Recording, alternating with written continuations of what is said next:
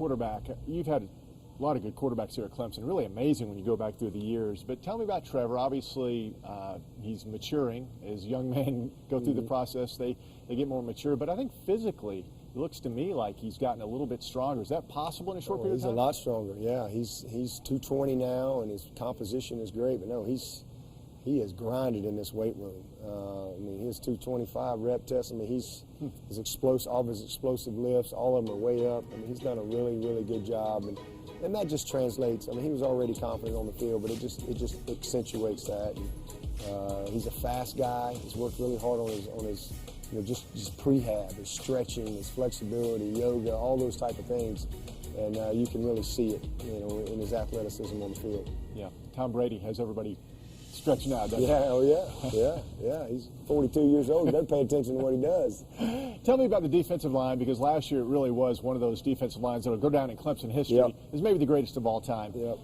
And I think that has motivated the guys who were in the rotation. People forget you have like a 10, 11-man rotation. Yep. A lot of kids got a lot of experience. How good are those new guys going to be this year? Well, we're going to find out, and we're going to find out early because we're coming out of the gate with a really tough September. But I think we've recruited well. I mean, I really do. And those guys are so happy. I mean, they threw a party when Christian and Cleveland and Dexter and Austin left. Because they're ready to play. And they came here to play, and they came here to show that they can do it. So it has created a little edge just because last year's bunch they were all in all the magazines and Hollywood, and this bunch hadn't made the local newspaper hardly. So there's a bunch of kind of no-name guys that got a lot to prove.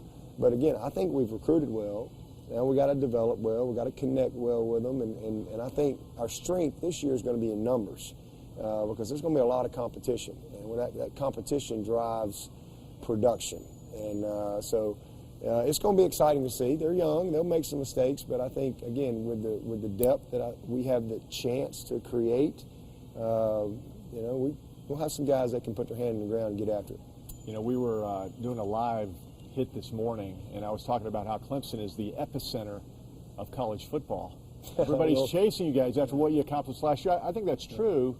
And then as I took a tour of the facility, I was absolutely blown away. So my question is this something somebody else can take a blueprint of, or is this just something where the stars were aligned and it all came together at Clemson, which is a very special place? Yeah, it is. Well, I mean, this isn't just a facility. I mean, I've lived it, and this place was built with great intention and purpose and a great understanding of the culture of our program.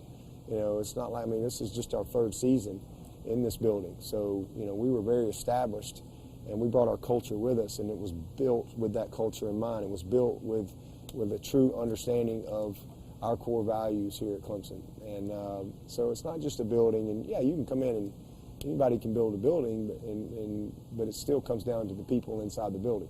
And we've just got an amazing group of people who work here, and an amazing group of young players that are in that locker room that all came here to be a part of something special. They came here, they were all recruited the exact same way. We're very transparent in our recruiting process because I want guys to know what they're getting into. And so, it's just, it truly is a family here. It really is. Yeah, it's special. And lastly, speaking of that family, you're coaching 2 of your boys now. I am. How neat is that, Dabo? Yeah, it's so cool, and today is actually my dad passed away 4 years ago today. Wow. And so I was right in the middle of camp, and it's hard to believe that's been 4 years already. It seems like yesterday. But it's just amazing and really cool for me to have my 2 boys, to watch them grind. They're grinders, and that's what I love, man. I've always told them to just compete to be their very best, and they are the epitome of that. They grind, work, don't cut any corners, and I'm just super proud of them. Will's going to be a junior, and he's really developed. He's a good little player. I mean, he's a good little ball player, man. He plays the slot and plays a little outside for us, but he had a good year last year, but he'll have a little more opportunity this year for sure, and plays special teams, and he's our starting holder. Super proud of him. He's strong, and then Drew redshirted last year, so he'll he'll kind of get in the flow of it this year. But he's the same thing, gotten strong, done a good job, and just one of the coolest experiences that I've been able to have is, because I know what our program gives to these kids. I know what these kids get on a day-to-day basis. And so it's awesome to know that my own two sons are getting that. What we've been given to all these other guys for years and years and years, I know my two sons are getting exposed to the same things, and I know how that's going to prepare them for after football. Like father, like son, grinders. Grinders, yeah. They're grinders, no doubt.